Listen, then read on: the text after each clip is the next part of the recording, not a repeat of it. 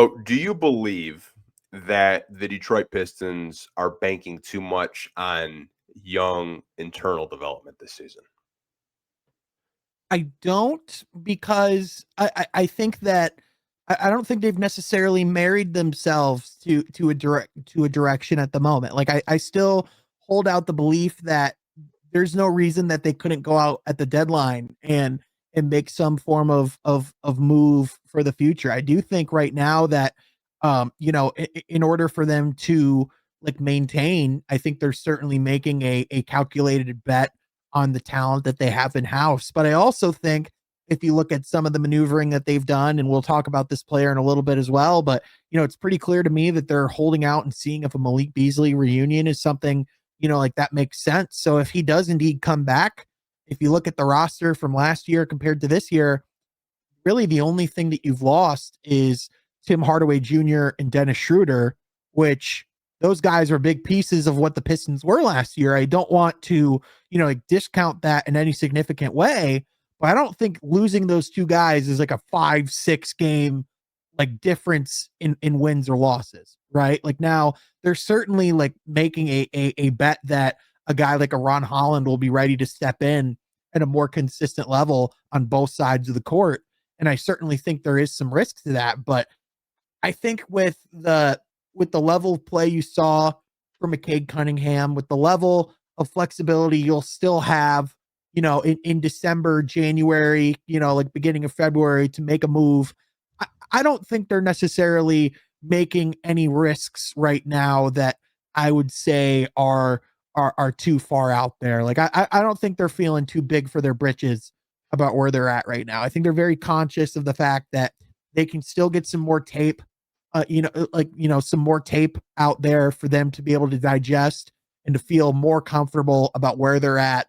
And it's going to kind of be the question of, do they go like the Pacers direction and, identify someone that they can bring in and, and like really kind of help bring this to another level? Or do they go the Kings direction where they maybe sit on their hands a little too long, put some feelers out there, but ultimately watch whatever window was there kind of go by them? Like that's kind of the risk that you're taking. But I think they're still very, very far ways away from being in Kings territory for sure.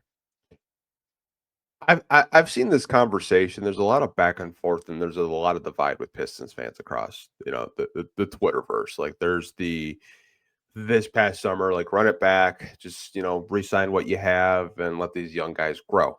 Kind of like what you're saying. Like, they need a little bit more evidence, they need more tape, more evaluation.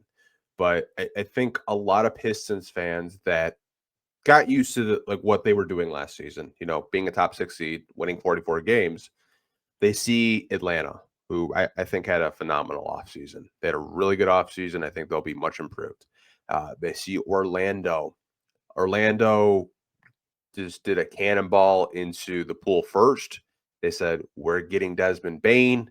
We're good on the KCP experience. I think Yeah. Pistons fans see that, and they're like, we don't want these teams to lap us in the standings. We don't want Yep. to be left behind. And maybe, they were a 6 seed this year. Let's say they're a 7th or an 8th seed. Like, I think that's the fear that kind of like goes in the back of some Pistons fans' minds of where, like, they thought that they had enough tape and evidence to get Cade that number 2, rather than, you have your own president of basketball operations saying, I'm not putting all my chips on the table. I want to evaluate. I'll run it back as much as I can. I'll add some vets that don't take away from Kate Cunningham or Jaden Ivey or Asar, and kind of just, have them be a pillar for them as they're developing. I happen to kind of lean on the side of, I don't think they are, but I could see why some fans think that, not getting a 25 point per game score next to Cade to take the pressure off him to close games could be a risk. Yeah, I can understand why fans are sick of hearing the development word, because they've been hearing it in Detroit in some form and fashion with the Pistons since 2009, right? But like at the same time, you look at Atlanta and Orlando, like Atlanta, for example, they've had Trae Young for years now, like coming up on a decade, and they have to come to a decision, especially as he's heading into his prime, of whether or not he's a worthy, person to build around going forward or not. And even Orlando, like even though like age wise they're still pretty close to the Pistons, I would also argue that they have a lot more of critical tape on file than the Pistons do, specifically in the category of playoff experience. This is a team that's played like what, 3 playoff series together now as like a core group. That's like 15, 20 games of high level, like playoff level basketball to be able to identify what your weaknesses are and where you need to grow. Whereas Detroit, that like last year was a really, really solid foundation and was a really, really great sample size to be able to see what you're missing and like what you are right now.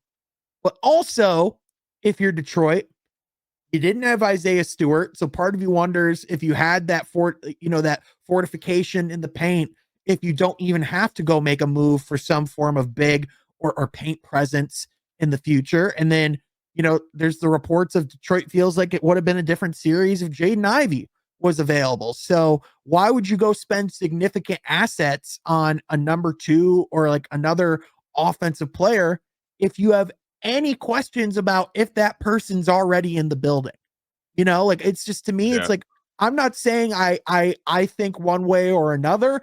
I'm not giving my opinion on if that's the right or wrong decision, but like you can at least respect the trepidation to just go out and put all your chips on the table if you're still early into a blackjack hand and you don't want to be too far away from 21 before they start flipping those cards. You know what I'm saying? Yeah, I get what you're saying. I get both sides of the fence, and I can understand why fans are. We've been getting the patience talk for a long time, but I think why this time is different is we've never had this much young talent on the Detroit Pistons in my lifetime.